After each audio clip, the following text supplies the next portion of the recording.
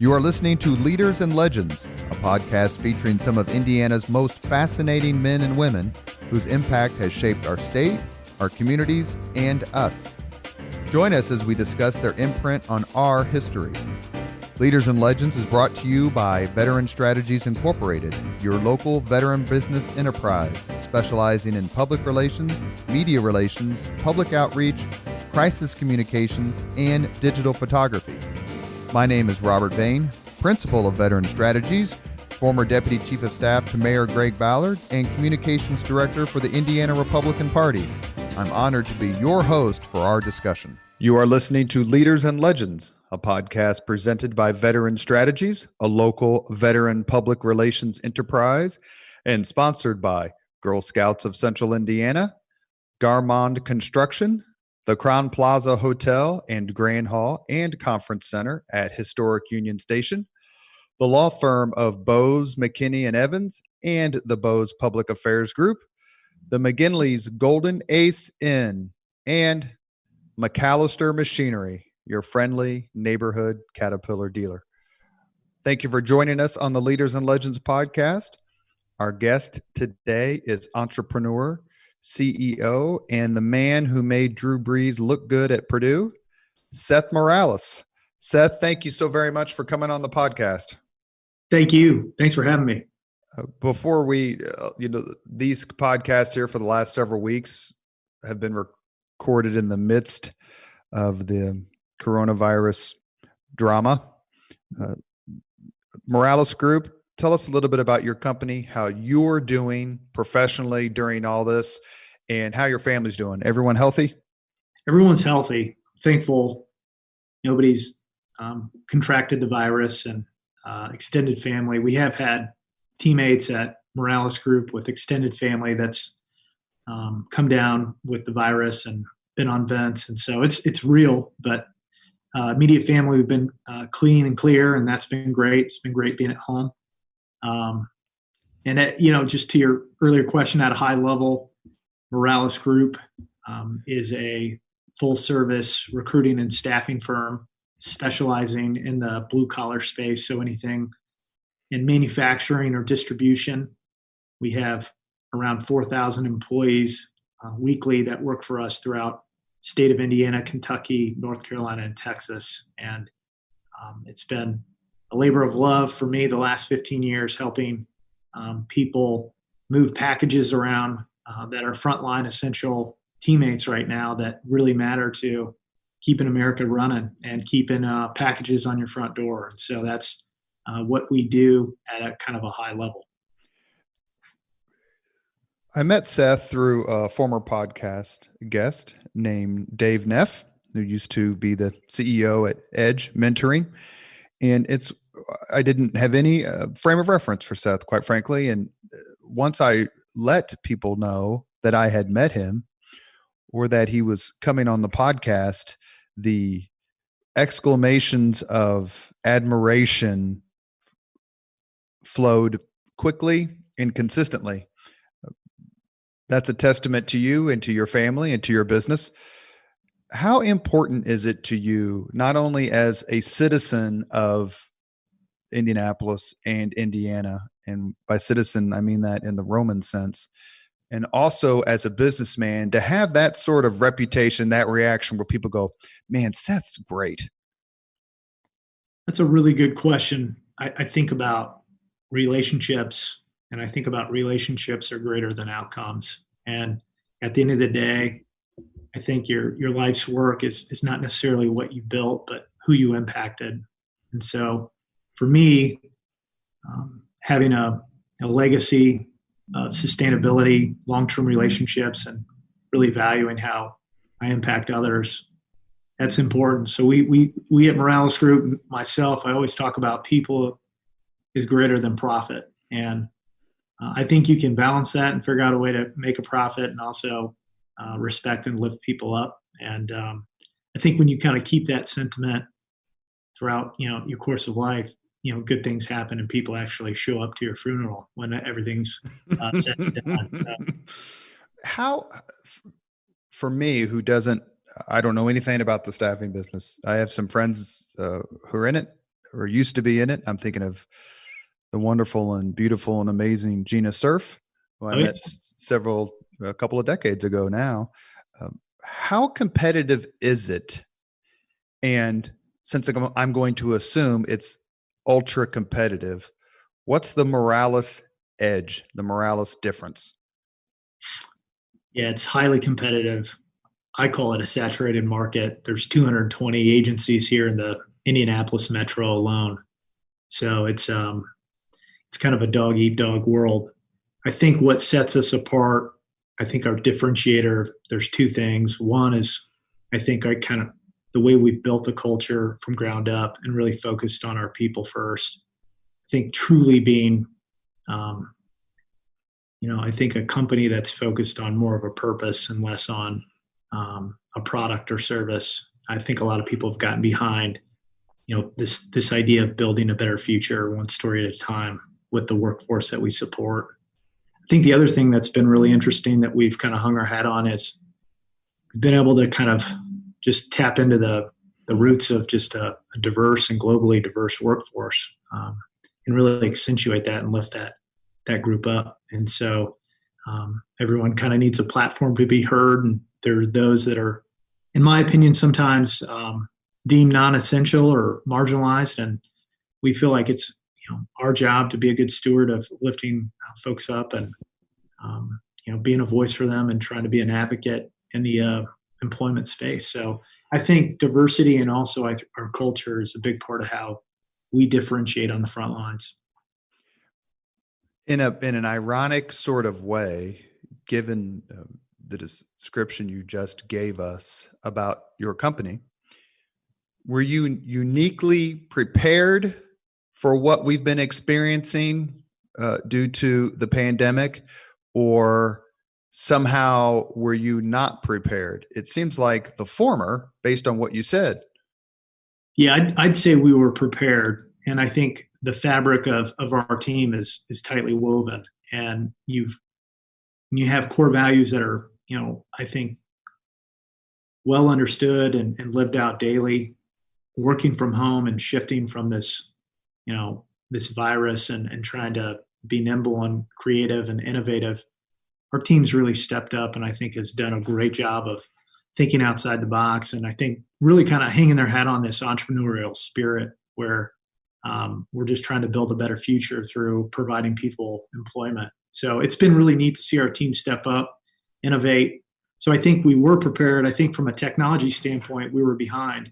But I think if you were to describe Morales Group as a athlete on the field, I would describe them as kind of this raw, unpolished, a lot of grit, a lot of humility, a lot of heart, and a lot of effort.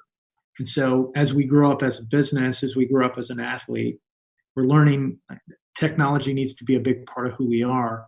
So we have this core foundation that's really solid. It's healthy, and our team is very engaged. People are leaning in versus I'm just satisfied and I'm leaning back in the game. So I think we've had a pretty good pivot, despite this crisis. It's been a real challenge, but we've stepped up. How would you describe?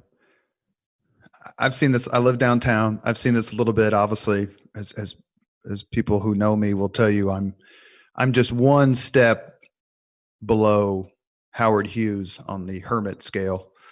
So the stay at home and quarantining hasn't really affected me that much, but it has affected a different group of people who are more outgoing, more extroverted. In your experience, not only with your workers, but the other people you've talked to, I really give Hoosiers high marks for how they've handled it. Is that your experience as well?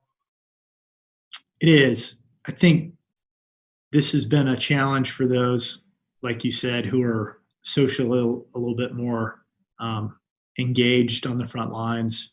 We've had a number of teammates that have kind of relished in this moment. We have not gone back to work yet. Our timing is July 1st, so we've held out a little bit, maybe longer than some employers have. There are those who are chomping at the bit to get back into the office, and we understand that too. I think the biggest kind of takeaway from this has been the mental aspect.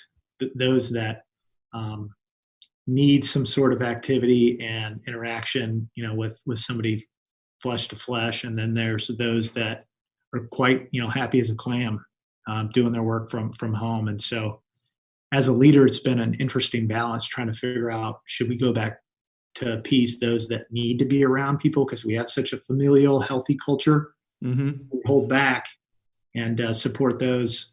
And so it's just, I think it's a little bit of a dance. I think being a leader and listening in and trying to understand what the overall vibe is. I think the core of all this is just, let's be safe. Let's let it run its course. We'll take a little bit more of a precautionary, step. So that's been our approach, but it's not perfect. And we haven't figured it out just yet. Well, if you could figure it out, that'd be helpful to the rest of us. If you could Right. if you could bottle it and sell it like hand sanitizer, for lack of a better term, we'd welcome it. For sure. We would welcome it too. It's been fun talking to other leaders, just trying to figure out, their strategy. And you're right. Nobody has figured it out. And I sit on the board of St. Vincent's Health System, and I'm on these weekly calls, and, I've got some front hand, information, and still don't have it figured out. So it's a work in progress. Well, let's jump forward a little bit in the chronology, because I want to tie some kind of all these little thoughts together. Seth went to Purdue, as I mentioned earlier, through his connection as on the football field with Drew Brees, which we'll get to in a minute. But when you look at your time as a student, your experience as a leader, and you look at what Mitch Daniels is trying to accomplish up at Purdue, which is the most salient example, not only for Seth because he went there, but also for me because my son is in the aviation school at Purdue. And now he is not flying. He's back home living under his mother's rules. So that's thrilling. Could you even have imagined being at Purdue during this time? Could you have imagined playing football games in Ross-Ade with no fans, as is being proposed? And finally, what do you think about what President Daniels, a former podcast guest, is trying to accomplish there? We'll get to the Daniels comment at the end. I love what he's doing, but to answer the first part of your question, what would life be like if I was on campus at this time? I can't imagine. I do have a firsthand look through another student's eyes. We are working with an intern from Purdue right now, and he's a part of the men's football team. He is an All-American wide receiver. His name's Rondale Moore, phenomenal student, 3.9 GPA. And we're talking weekly on a Zoom call just to kind of huddle up. And, the uncertainty it's a challenge, I think, working out at home and not being able to be with the team, not being able to be on the field with your quarterback, not being in the weight room or the film room. So there's a lot of uncertainty there. And I think it mentally kind of can mess with you. I recall when I played, 9/11 occurred during the season, and we were playing Notre Dame that week. And that game got pushed. It got pushed to the end of the season.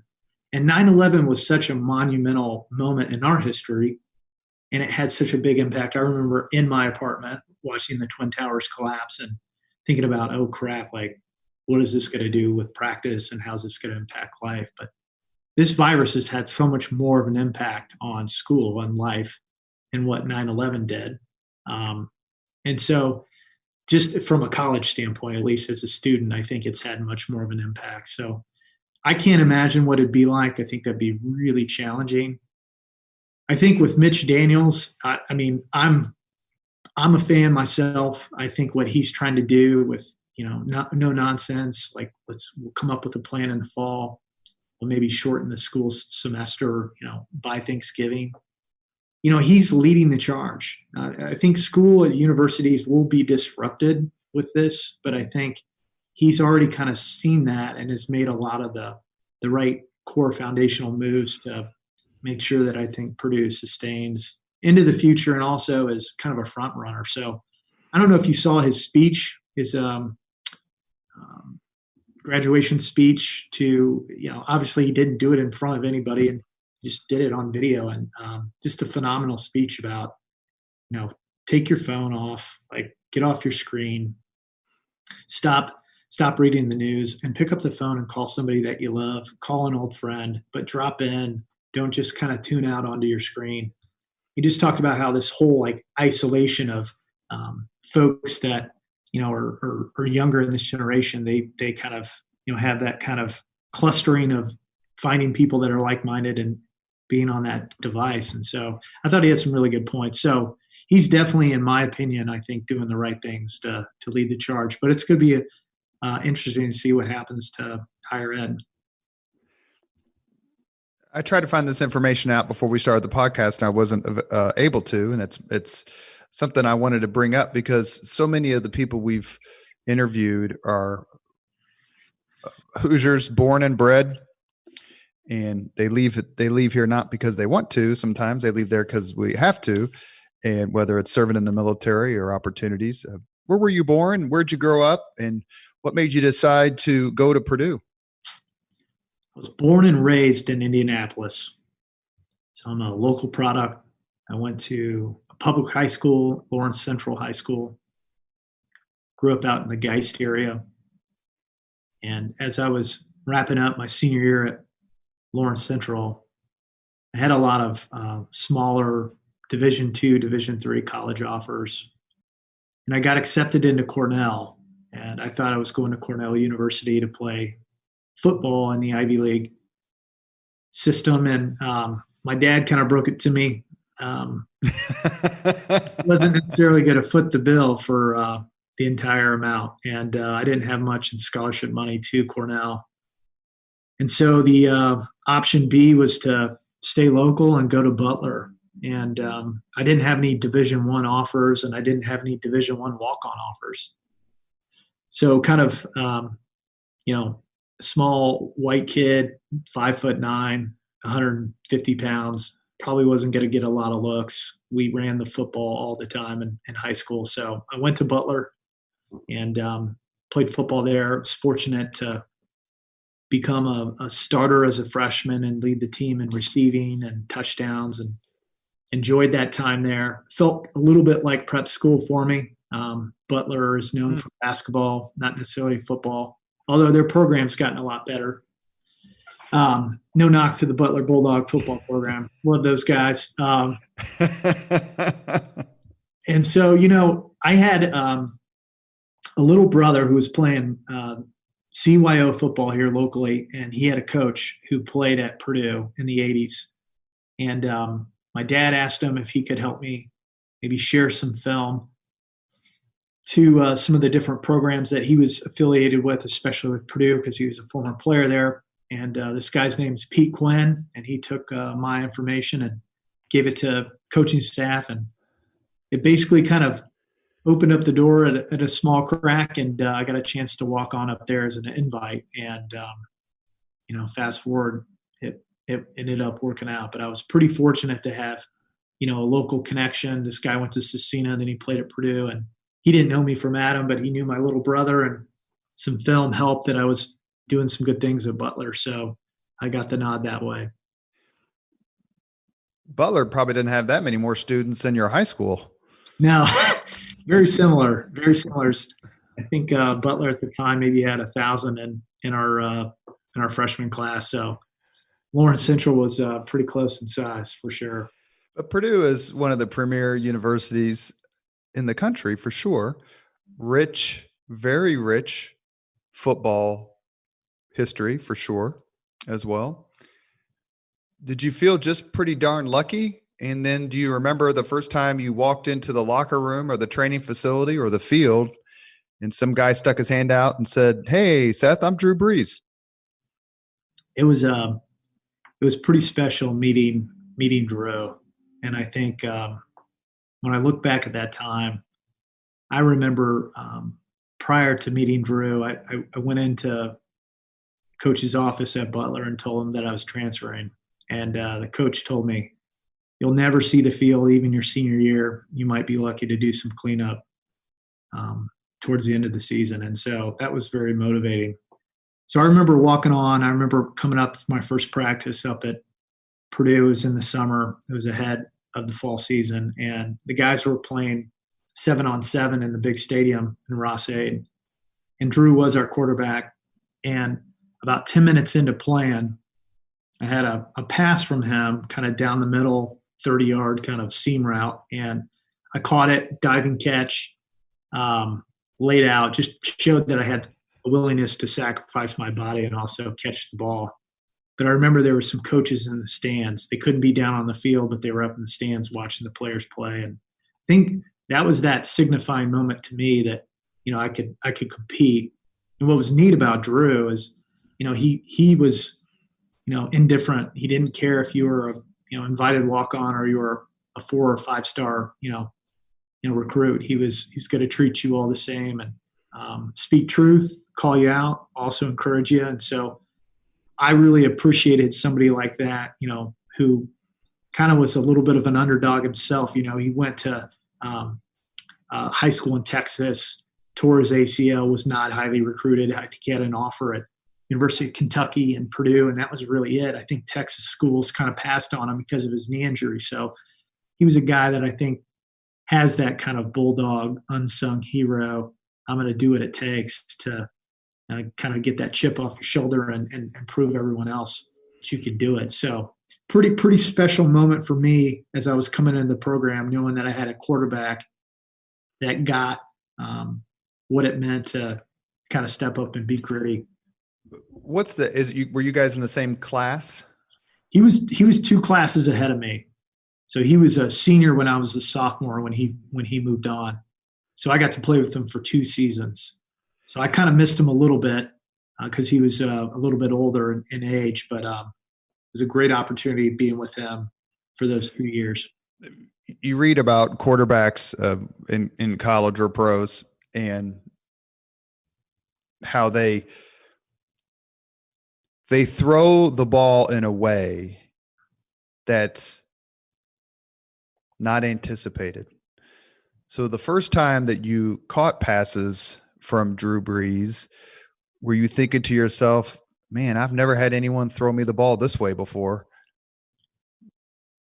Yeah, I definitely got that from Drew. There were other quarterbacks around Drew that had a bigger arm and a faster arm, but he was extremely accurate, and he could put the ball in a place that most other quarterbacks I haven't seen do. And what was really neat about being on the field and being in that system, the Purdue system, it was a basketball on grass. We were throwing the ball 60, 70 times a game.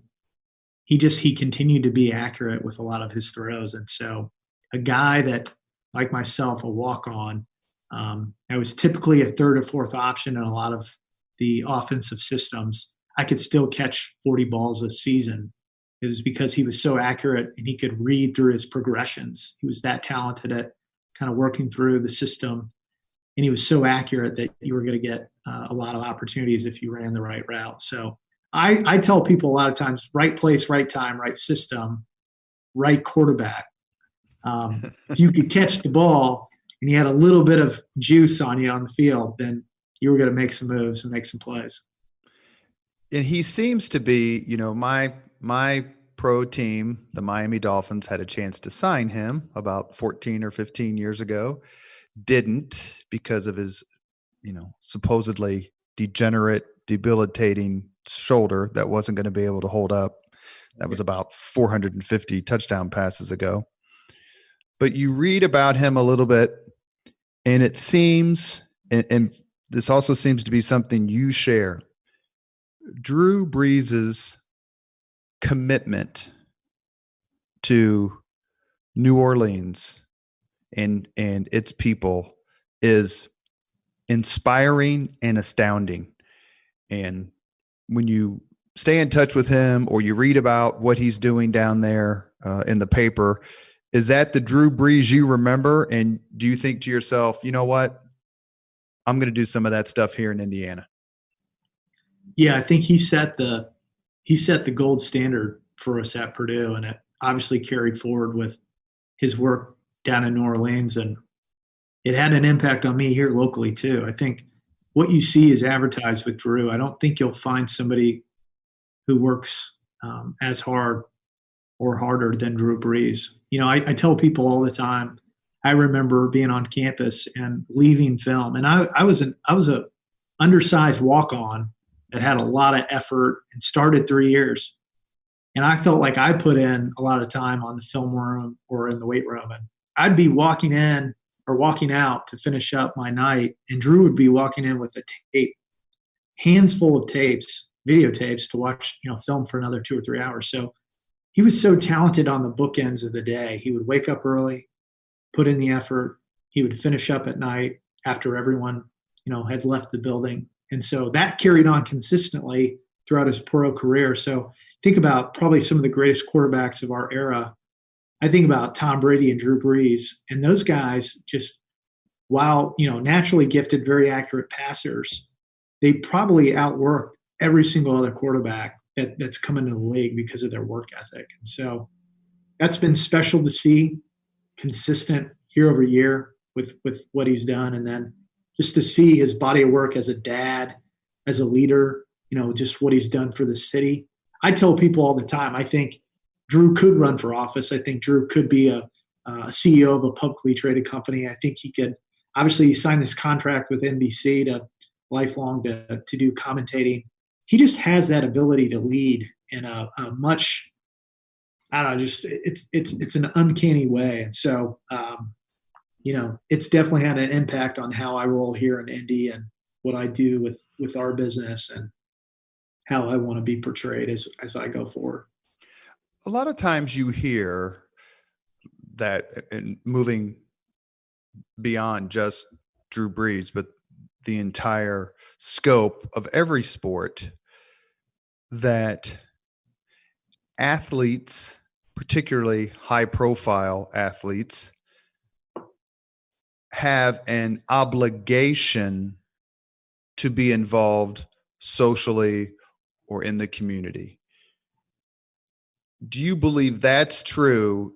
And do you believe the same test or expectation applies to CEOs of companies like yours and larger ones?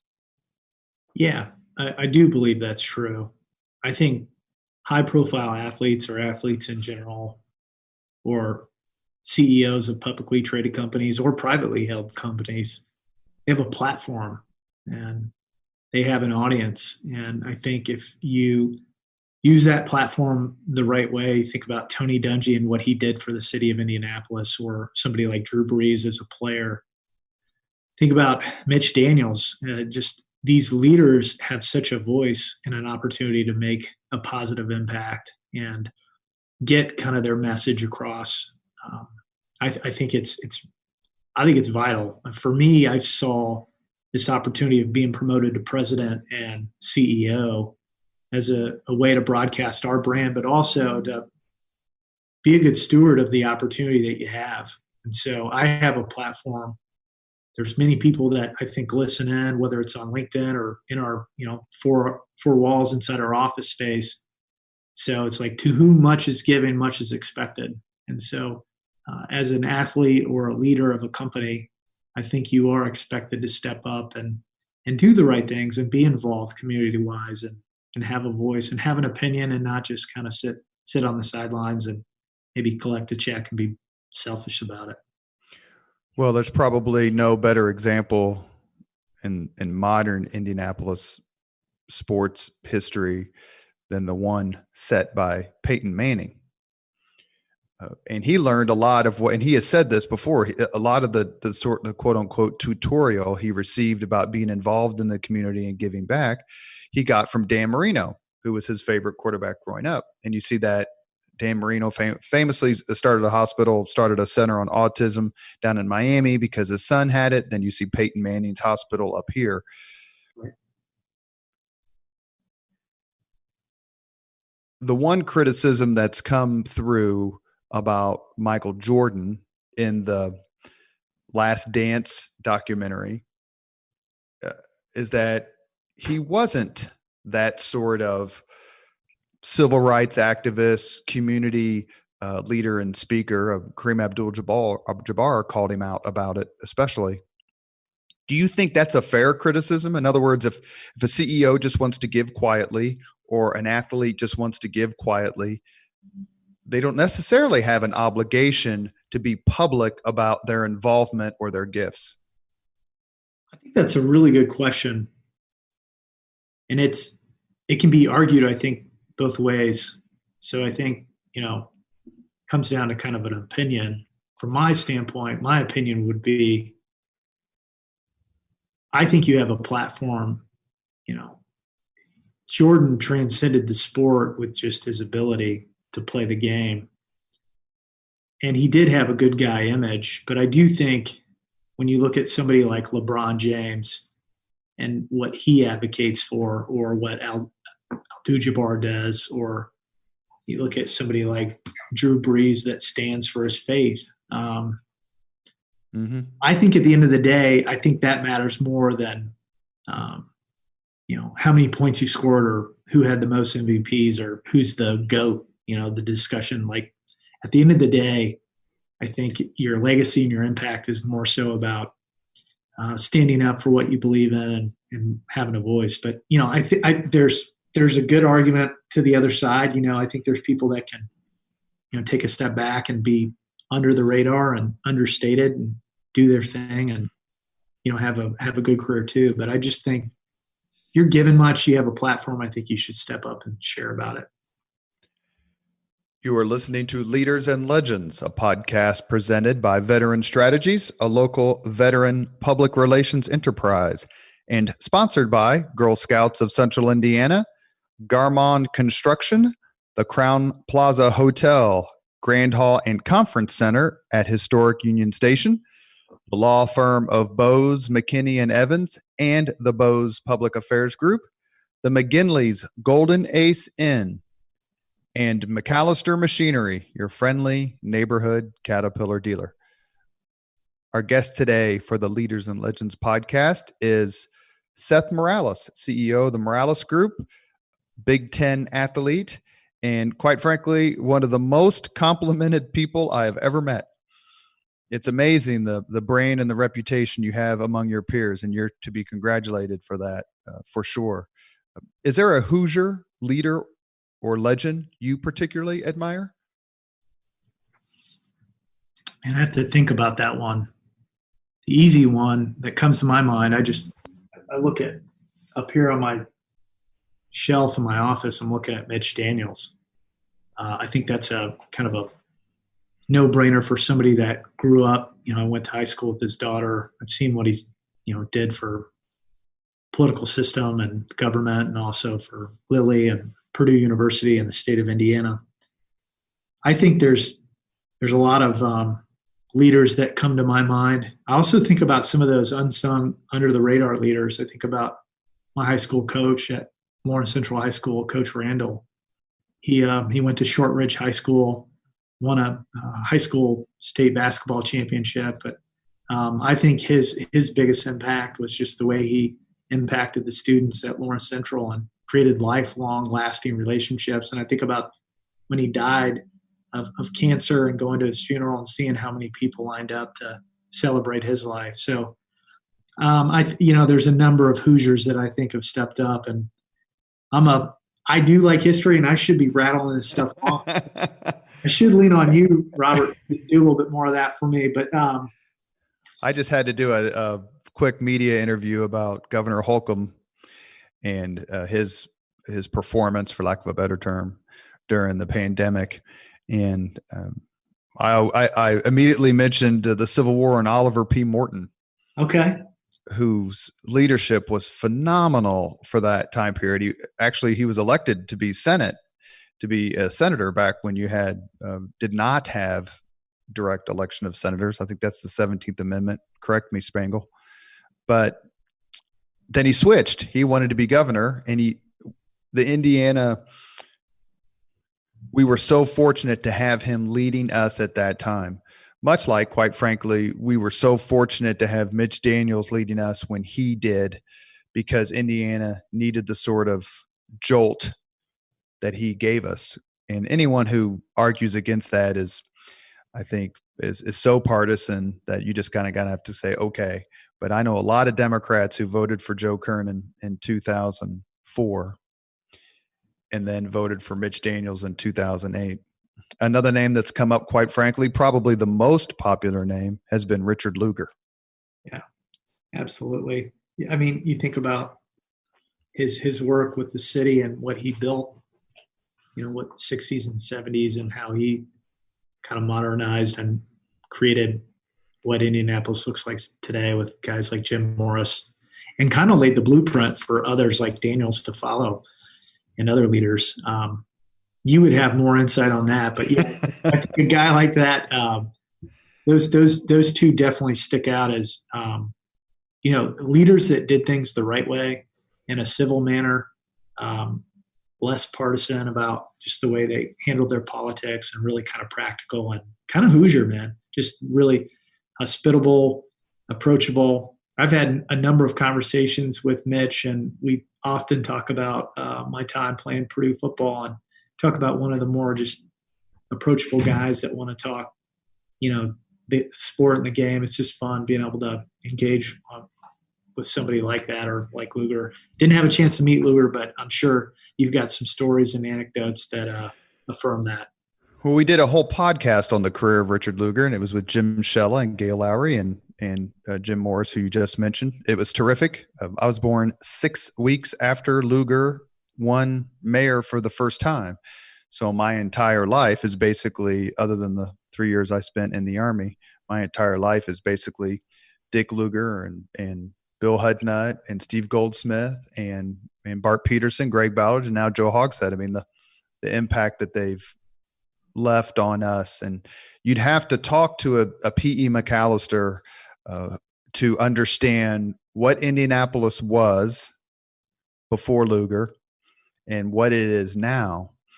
And, I've asked several guests, whether it's David Frick or Mark Miles or John Mutz, Louis Mahern, the list goes on, that, in 1976, if I would have told you that in 35 years, Indianapolis would not only host a Super Bowl, but completely redefine what it meant to host a Super Bowl, what would you have told me?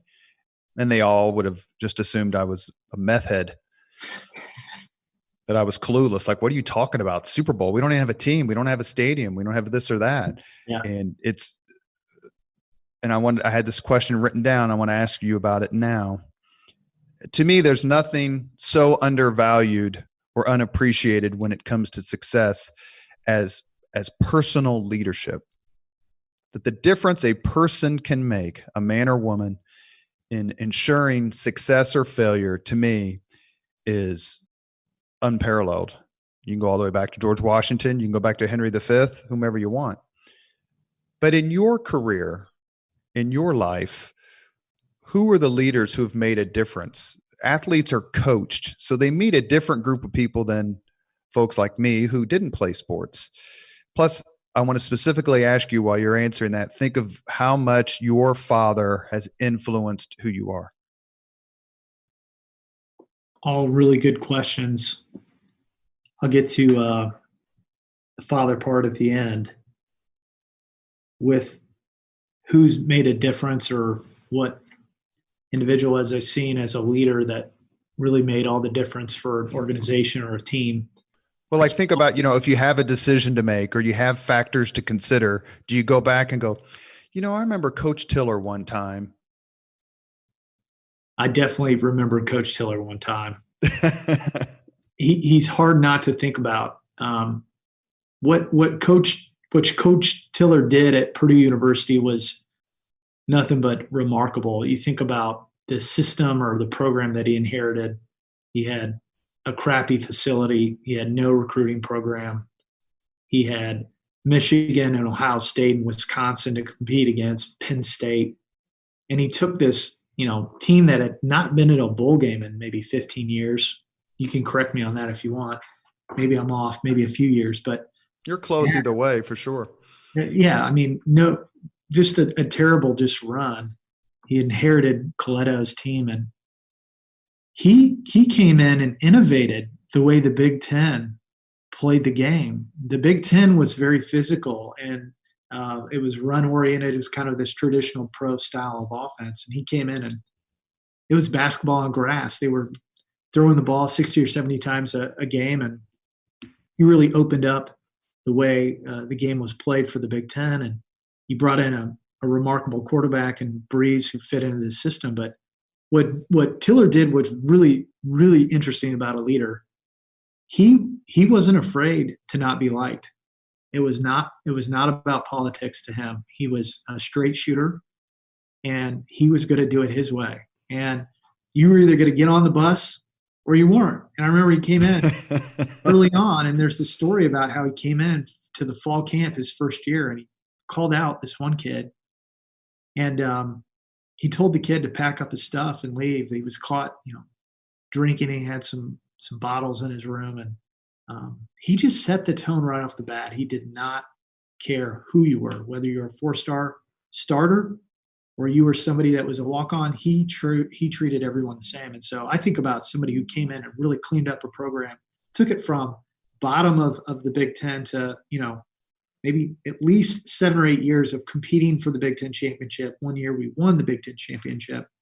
Somebody who wasn't afraid to say, you know what, this is what I'm doing. This is why I'm making this decision, and not being afraid of not being the most popular guy. I think about the same thing with Drew Brees. Drew Brees was not afraid to call you out in the huddle, even if you were the star receiver. He would call you on your He was not afraid to pull you aside and pull you by the face mask and say, hey, man, get yourself in check. One of the more miraculous gets for the Leaders and Legends podcast was Coach Gene Cady, who I literally ran into at the Cityway YMCA and blurted out, "May I shake your hand, even though you caused my heart to break more times than I could count?" And he came back and said, "You broke our heart too." And I'm like, I played chess. I didn't really break your heart, but I get where you're coming from. And he came on the podcast. He was so generous and so fun. Yeah. It's really a miracle. And I can't wait. He goes, he wants to have lunch, and I simply can't wait to do it. But it seemed that Tiller and Cady were cut from the same cloth. And standing next to each other, did you ever think, I'm looking at the two old dudes from the Muppets? It's good. Very, very similar. No nonsense, old school. They were coached and built up by an era of, I think, a generation that just, it was, I don't want to call it authoritarian, but you were definitely going to listen to. Disciplinarian. Disciplinarian's a better word. Yeah, that's good. I remember seeing Coach Tiller a couple months before he passed. I got a chance to go out to his he had a ranch in Wyoming, and I got a chance to kind of tie some loose ends up with him because I didn't finish my career on the highest note. And I remember, I didn't necessarily get this long, drawn-out conversation where we buttoned things up together, but he did tell me he loved me, and you could tell that he had this soft side to him. And it came, I think, later on in life. But,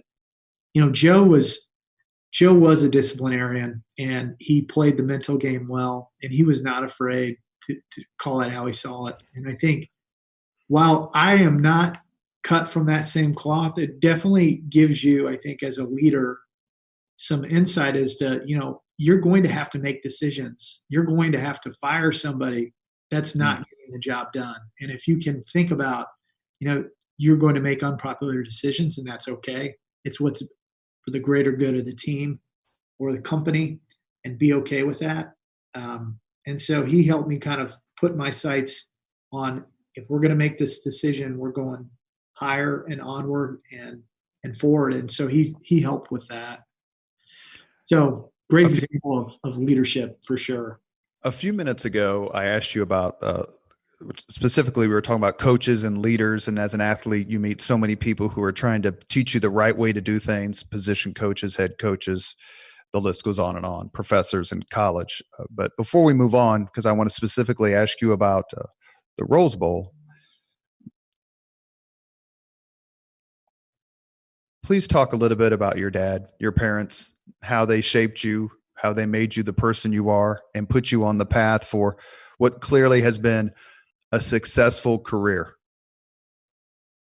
So I've been pretty fortunate. I have two parents that have been married for 45 plus years, and they were high school sweethearts at Lawrence Central High School, and they both graduated from Purdue University. And I've got a unique blend of both of them. I'm not more so like one or the other, and they both have some wonderful traits or skills. And my dad is highly relational. He's a big teddy bear, and he's very genuine with the way he gives. He's a very generous guy. He today is worth a decent amount of money, but you wouldn't tell. He still lives in the house that I grew up in, and he loves to give his money away to civic, faith-based causes. He's very focused on being philanthropic, and that's been really cool to see, and how he's lived that out with our business.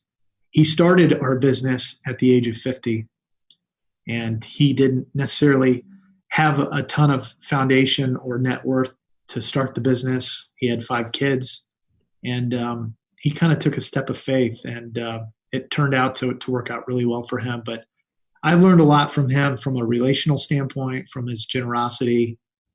And I think he's just been such a huge impact on this business. So he's been fun to watch. And then my mom has just been, she's been kind of the unsung hero that sits back in the shadows and is quietly listening to one another. If somebody's got a challenge, she's lifting us up in prayer, family of faith. And so she's kind of our rock that way. But she's super humble, and she's very just giving of just kind of, it's not about her. It's about the family and what's best for the family. And so having those two examples, having that consistency in life and growing up has been really helpful for me. If I have my chronology correct, it was either the year after you left Butler or 2 years after you left Butler to go to Purdue, you traded in the Butler Bowl for the Rose Bowl. You walk out onto that field, which is the home field of UCLA, but you walk out on that field, which I'm assuming the game was New Year's Day or pretty darn close to it. I think it was the BCS era. Had that started by then, or I can't remember, but it had. Yeah. So, and not that you hadn't played in front of big crowds, because I'm assuming that you went to the Big House or Ohio Stadium at least once. Yep. But when you're walking out on the field, do you just go, this can't be serious? Like, is this some sort of Will Ferrell movie that I've walked into? Or, damn it, I've worked my tail off, made the most, caught a few breaks, literally probably, and here I am, and I'm going to play my tail off and hope for the best. But walking out onto that field, national television, it just must have been awe-inspiring. What was that like? The Rose Bowl is something special. It was surreal walking out onto that field, New Year's Day. You're the only game on at 4:30 to start. And you've got the mountains in the backdrop, and you've got kind of the pageantry or the history of the Rose Bowl. You've got Keith Jackson announcing. And the field at the Rose Bowl is cut at a level that it feels like you're on a putting green, and the track's fast. And you feel, for me, it was an overwhelming sense of, oh my gosh, I don't think I was ever more nervous in a game than the Rose Bowl. There were definitely jitters for me. I think I didn't end up having a phenomenal game. I think I had a few catches that game, and didn't score any touchdowns, but I played, all the snaps and didn't get injured. But it was very daunting to start. It's probably, I think, in my opinion, when the sun sets and the mountains are in the background, it's the only game at that time on New Year's Day in the history of that bowl I don't think you get anything better than that. Now you could argue the national championship game, maybe two undefeated teams. You've got Alabama or Ohio State going head to head, but for me that was a really special moment, and I think about it, and I can remember moments throughout that game. I remember some of the trash talk. I remember some of the warm up. I remember late in the game, I remember what it felt like, as we kind of ended the game and going to the locker room and afterwards, what we did. So very special moment indeed. And, there's only so many people that get a chance to, step out onto that field and actually play and start. And especially for Purdue, a program that hadn't been to the Rose Bowl in 30 plus years, that was pretty special. It was their first appearance since Bob Greasy won the Rose Bowl. Yep. UCLA, USC? I forget which team he beat. USC. Yep. And did USC have OJ at the time? It was like 67 or 66, 68. They may have, or OJ may have graduated, and Purdue had Greasy and Leroy Keys. And I think they won in 68. Maybe OJ graduated in 67. Maybe I'm wrong. Maybe OJ was on the field. Because 67's where when USC beat IU, but people don't, not to be as my friend April Gregory would say, a reversible jacket. And that's those of us who root for Notre Dame in football and IU in basketball. Oh yeah. She says it with much derision. It's so judgmental. But to give Purdue its credit, they did very well against the Notre Dame teams of Ara Parseghian. And I think Purdue and Alabama are the only schools that have each produced 3 Super Bowl winning quarterbacks. That's right. Pretty special. Namath, Stabler, and Stabler. You're talking about Alabama. And Bart Starr. Bart Starr, Namath, and Stabler. And Purdue has Len Dawson, Bob Greasy, and Drew Brees. That's right.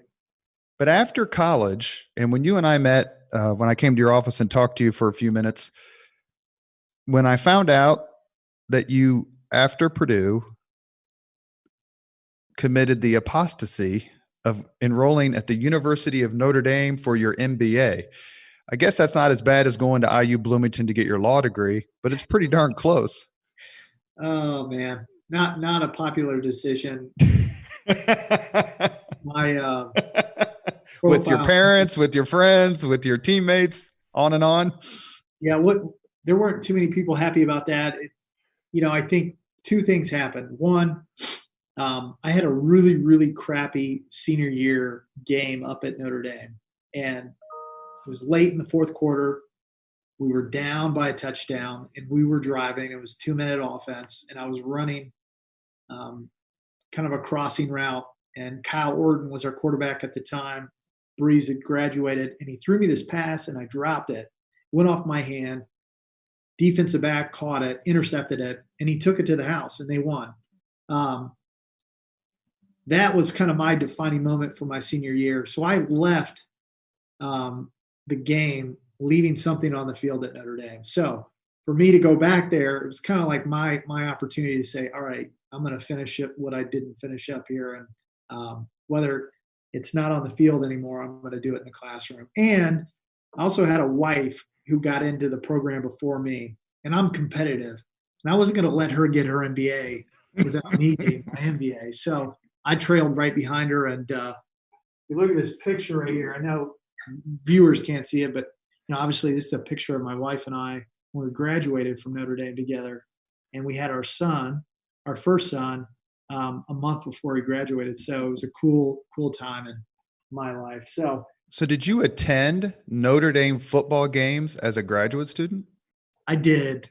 Just one game. Just one and 2 or 3. How would it take you 2-3 years to get your MBA? 2. So you went to one game. Was that a Purdue game? No, it wasn't. I went to the Stanford game. It was the year Notre Dame was actually decent. They went 11 or 12-0.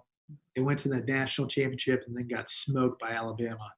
Was that the game during the ice storm, the Stanford game? I went to the Stanford Notre Dame game, and it was like 10 degrees in October with an ice storm.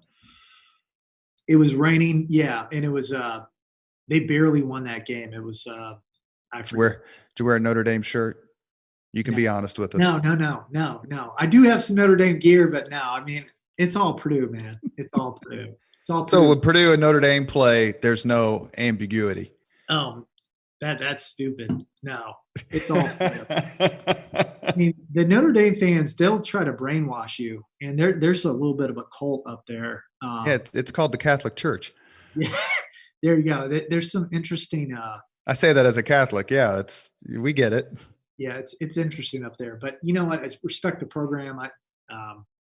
When we played them, I went 2-2, so we had a couple of wins against them, and then we had a couple losses. So it was fun going back and forth with that Purdue Notre Dame rivalry. But at the end of the day, hands down, it's all Purdue 100% in our household. Does it matter to you to stay an involved alumnus? Do you feel like my years at Purdue, and you could maybe throw in Notre Dame, but let's stick with Purdue, of course, based on what you just said, that it's important for me to stay involved at my alma mater. And it's important for me to stay involved maybe at Lawrence Central, that those educational years are so critical to producing strong leaders in any field.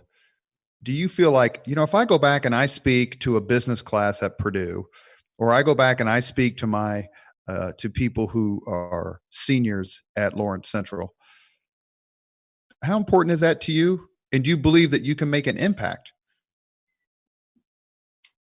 It is incredibly important to me. I think that is the game. I think the legacy and giving back and sharing and trying to pull people up and pull them into the knowledge that you've experienced. I speak to Purdue entrepreneurship programs throughout the year. I did a couple this year already in February before the virus hit. And, I've spoken to the men's football team at Purdue as well.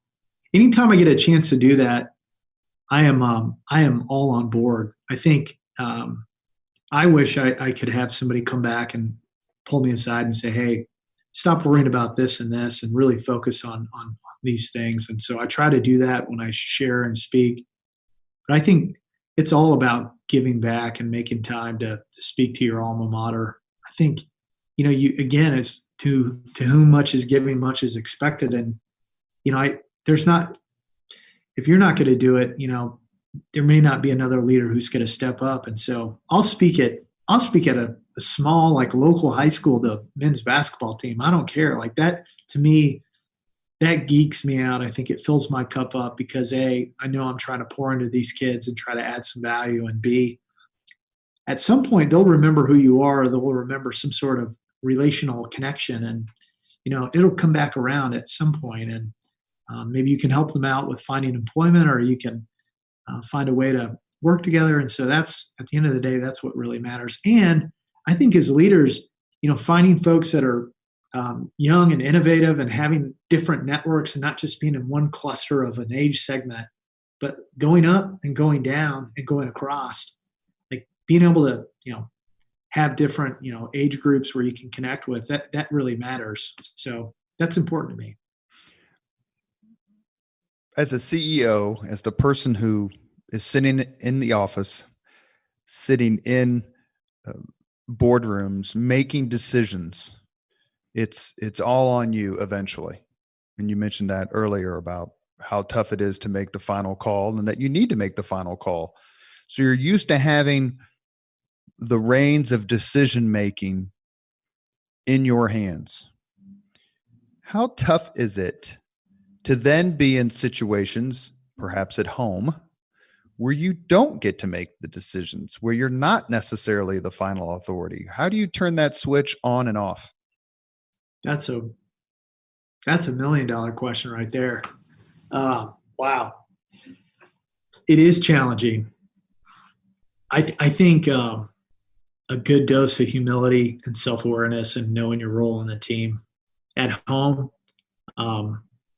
my wife is a really, really strong leader. And she definitely sets the tone for our schedule and a lot of the ways that we parent our kids. I'm not an absent father. I'm definitely involved, but she's highly active. She's an 8 on the Enneagram and a D on the DISC profile. So she is somebody that is not afraid to step up and lead. And when you go from, making the calls at work to going home, and sometimes you're not always being heard.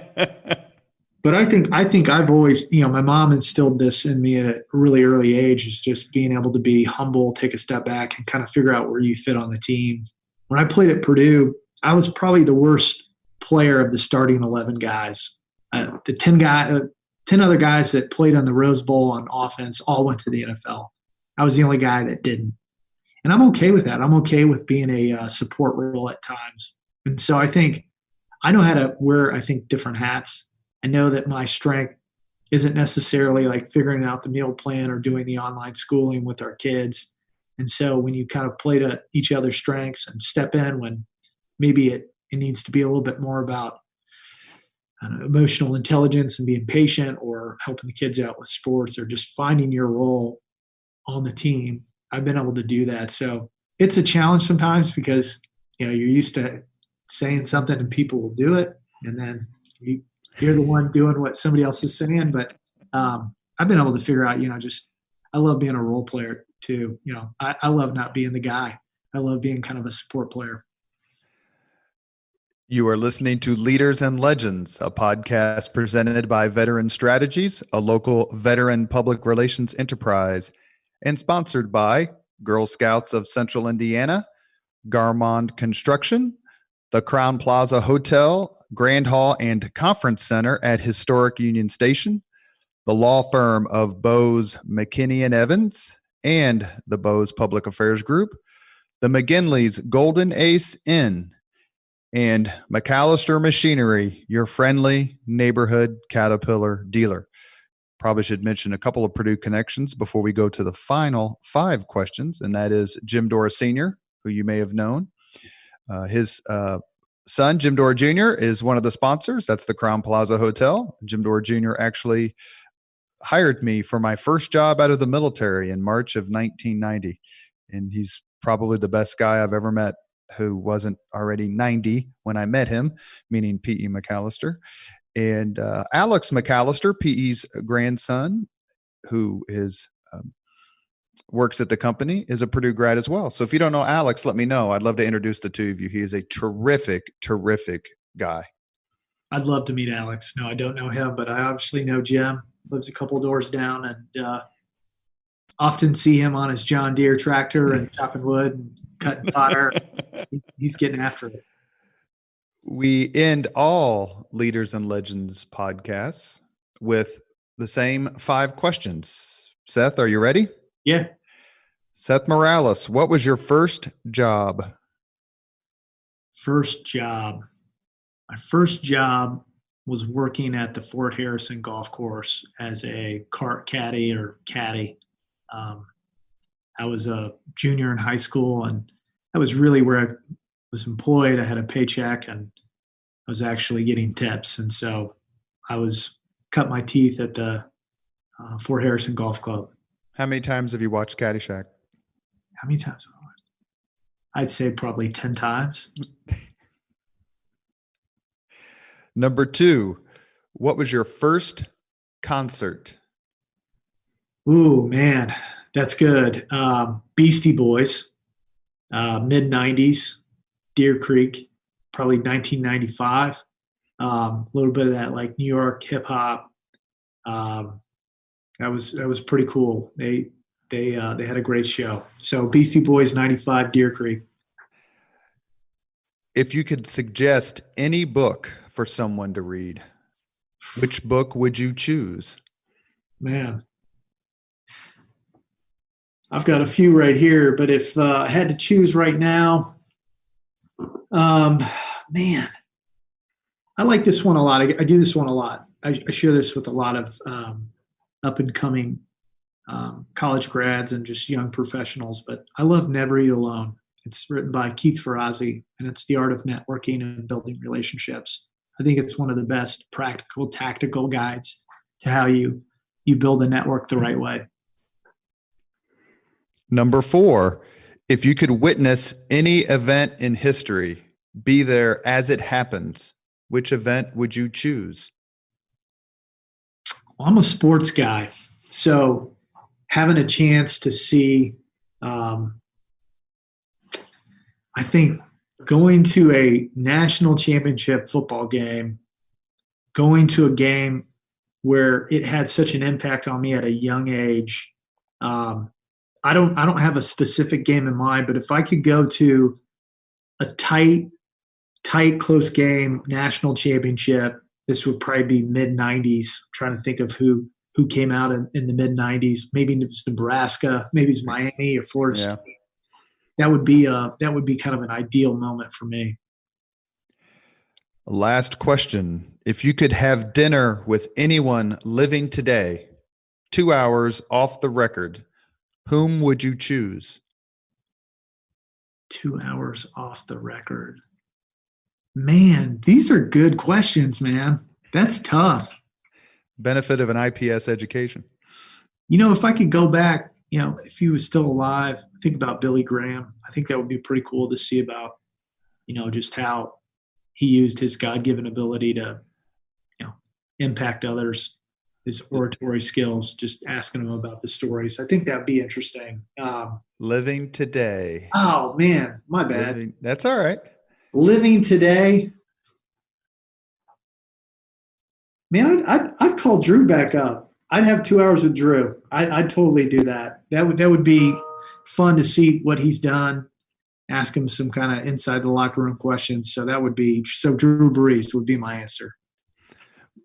One thing that has become clear as we've talked to our leaders and our legends is how important it is for generation to both feed from and build upon the generations that came before them, whether that's Richard Lugar leading Jim Morris and Mark Miles, Mitch Daniels, Teresa Lubbers.